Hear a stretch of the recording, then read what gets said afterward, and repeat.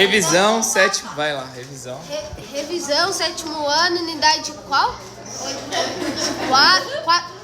8, quarto bimestre, P2 de História. Obrigado.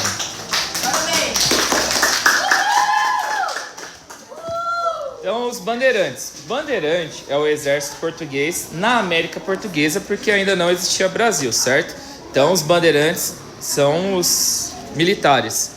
Esses militares, eles tinham 3 objetivos praticamente, que era a busca por escravos, tá? Teve um período histórico onde que a Inglaterra começou a bloquear os navios negreiros. Navio negreiro, navio cheio de preto africano vindo para a América para trabalhar como escravo. E estes navios, eles eram... Deixa eu só tirar o negócio da bateria que tá me incomodando, tá me atrapalhando. Tá na economia de bateria e tá bloqueando a tela. Desculpa. Pronto. Então teve um momento histórico que a Inglaterra bloqueava todo navio negreiro. Aí no caso, os portugueses tiveram que se reinventar no seu trabalho escravo, começaram a caçar indígenas. Os minérios também acabaram sendo explorados pelos bandeirantes, pelo esse exército. E lembrando, acharam ouro também na região centro-oeste, mas em Minas Gerais o ouro era essa quantidade, na região centro-oeste era essa. A pecuária também, então novas áreas para pastagens foram encontradas para o interior do território. Quando eu falo interior, é além da costa litorânea, ok? Interior, centro-oeste, região norte, tal. Por que a pecuária foi mais, espalhada para essas regiões? Depois para o sul também.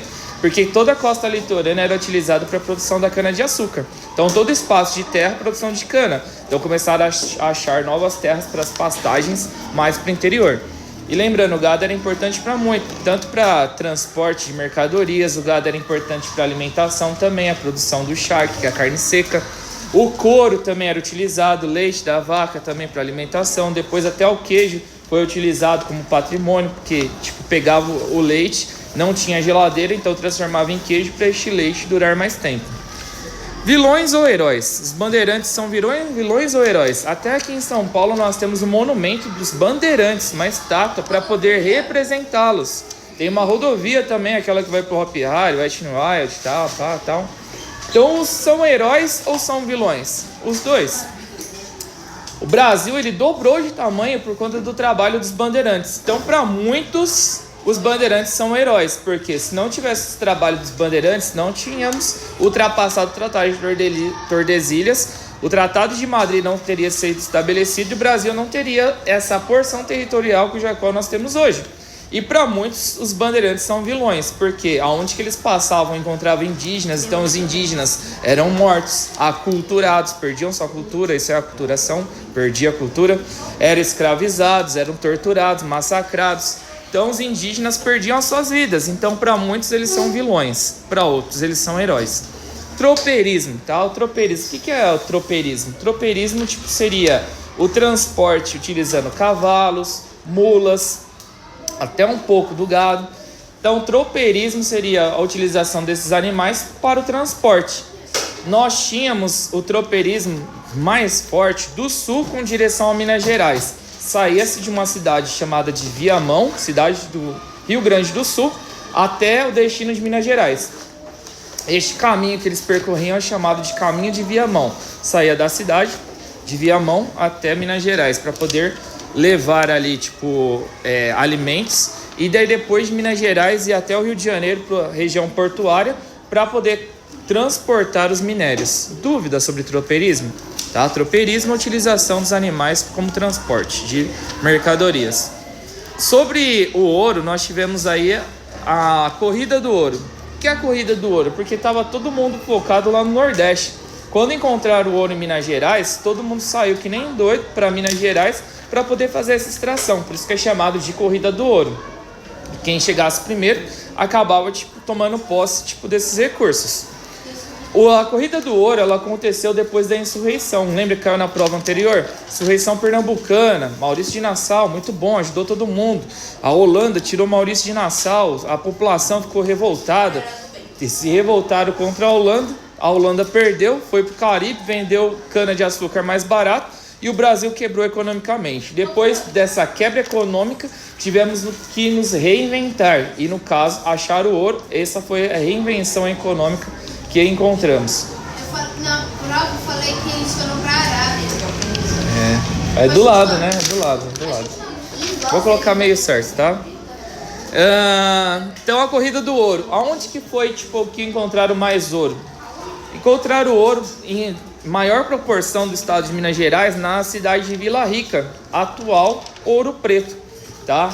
Então lá em Ouro Preto, pra você ter noção, tem até a segunda igreja mais rica do Brasil, forrada, tipo, na sua decoração de ouro e de prata. Exato. Uma capital nova também foi, surgiu uma capital nova por conta da extração do ouro. Então Salvador era muito distante, Salvador era mais relacionado com a cana-de-açúcar. Agora, como Minas Gerais se tornou o foco, Minas Gerais não tem litoral, então encontraram uma cidade litorânea para poder estar conectada com Minas Gerais. Encontraram então Rio de Janeiro, poderia ser Espírito Santo, que era mais perto, né? Mas acabaram escolhendo Rio de Janeiro. Guerra dos Emboabas. Lá em Minas Gerais existia quase que o monopólio da extração do ouro feita pelos bandeirantes paulistas, tá? Então os bandeirantes paulistas, eles monopolizavam a extração do ouro. Monopólio é quando é só, tipo, uma empresa ou um grupo de pessoas realiza uma atividade econômica, ok? Então eram só praticamente os bandeirantes paulistas que faziam essa extração. E no caso, outros bandeirantes ao redor do Brasil, que não era o Brasil ainda, América Portuguesa, também queriam fazer parte dessa extração do ouro. E eles eram chamados de emboabas. Emboabas significa forasteiro, estrangeiro. Aí no caso, por conta que eles também queriam participar, ocorreu uma guerra entre os bandeirantes paulistas e os bandeirantes forasteiros. Essa guerra ficou conhecida como Guerra dos Emboabas. Dúvidas? Certeza? A Guerra dos Emboabas, os emboabas venceram, ou seja, os forasteiros, e este monopólio paulista foi quebrado, e agora os bandeirantes da América Portuguesa como um todo tinham acesso à extração deste ouro. Arte barroca. O que é a arte barroca? Durante este período da mineração, muito tipo da arte foi difundida. Então, igrejas foram construídas e nós tínhamos ali um dualismo. O que é o dualismo? De um lado nós tínhamos dualismo de dois, tá? De um lado nós tínhamos uma visão de humildade, tá? De honestidade, de simplicidade. Do outro lado nós tínhamos uma ostentação gigantesca, né? Que nem foi citado aí da igreja extremamente rica. Deixa eu ver o que mais. A arte barroca também tem as expressões faciais, que muitos adolescentes gostam de fazer expressão facial, né? Quando a gente fala com eles, fazer caras e bocas, né? Não faz isso com o papai e com a mamãe, tá? Virar os olhos assim pra cima quando papai e mamãe dão uma bronca. Mentira. Prosseguindo. Isso faz parte da arte barroca, tá? Expressão facial. Cores vibrantes. Próximo, organização da extração do ouro na América Portuguesa. Lembrando, não existia Brasil, era América Portuguesa. Como que os portugueses eles fizeram essa administração do ouro? Primeiro, a Intendência das Minas. Intendência das Minas, no caso, era um local onde que havia fiscalização do ouro extraído no estado de Minas Gerais, tá? Então, a Intendência das Minas fiscalizava e cobrava os impostos. E quais eram esses impostos? Onde que esses fiscalizadores cobravam?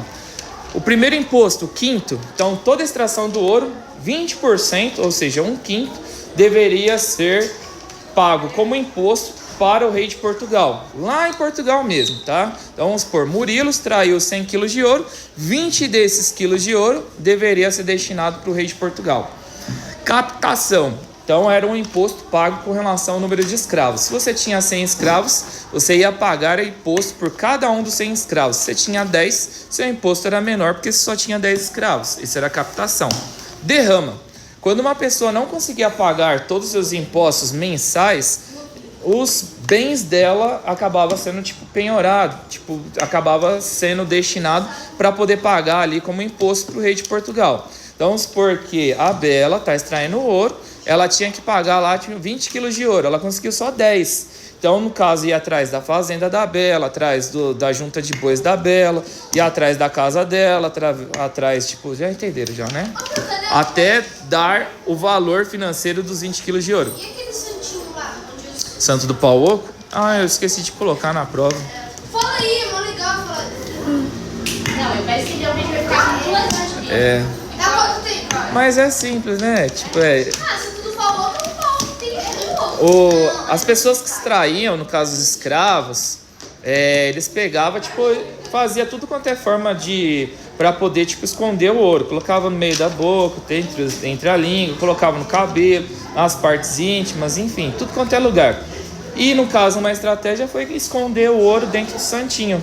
Daí quando alguém encontrasse, o que você tá carregando aí não? Santinho, tal, minha fé, religião, pá, tal. Mas existia ouro, escondido lá. Eles saíram mesmo disso?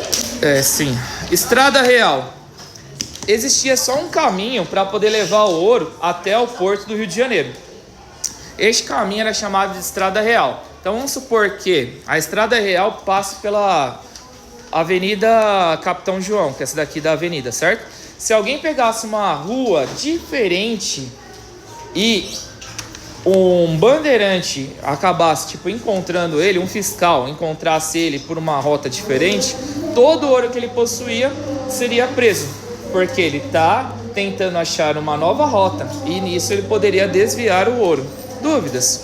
Então é por isso que existia a Estrada Real. Então se ele tinha a Estrada A, passasse pela Estrada B, todo o ouro que ele estava carregando pela Estrada B ia ser preso, porque ele poderia contrabandear este ouro.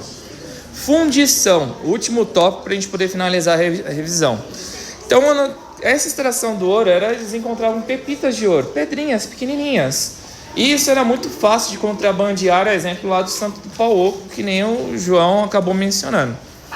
Então, para poder controlar a extração do ouro, todas essas pepitas de ouro elas deveriam ser fundidas e ter o selo real.